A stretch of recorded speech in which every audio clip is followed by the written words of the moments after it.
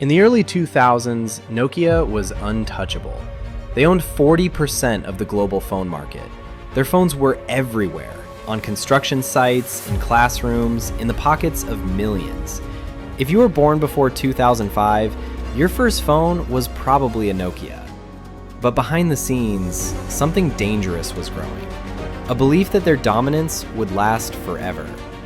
This is the story of how a company worth $300 billion collapsed almost overnight. Nokia didn't begin as a tech giant. Back in 1865, it was a humble paper mill in Finland, on the banks of the Nokian Virta River. Over the next century, Nokia transformed again and again, from rubber boots to tires to cables to electronics. Reinvention was their superpower. They survived because they kept adapting, until the moment they stopped. By the late 1990s, Nokia cracked the code. People wanted phones that were simple, durable, and reliable, and Nokia delivered. The Nokia 3310 became a cultural icon, a phone so tough it became a meme. Snake was the Fortnite of its era. By 2003, they controlled 1 out of every 2 phones sold in the world. But markets do not stay still, and Nokia wasn't ready. Inside Nokia headquarters, engineers begged leadership to pivot. They had touchscreen prototypes, they had research, they knew where the future was heading. But executives refused. They believed physical keyboards would always be the heart of mobile phones. Then 2007 happened.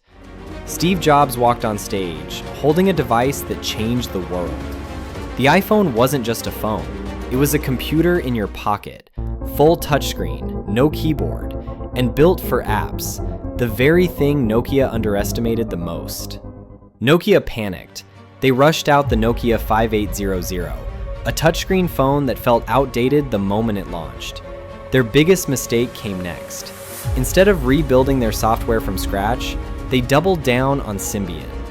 Employees described Symbian as a spaghetti mess of code. It wasn't built for touch. It wasn't built for apps.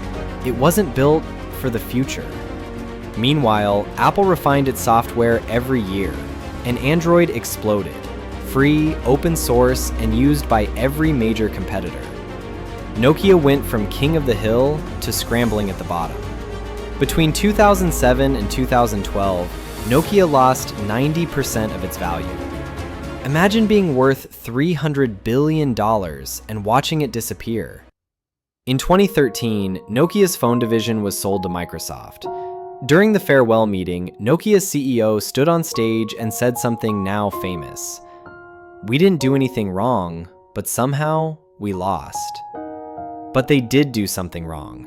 They stopped adapting. They stopped listening. They stopped taking risks.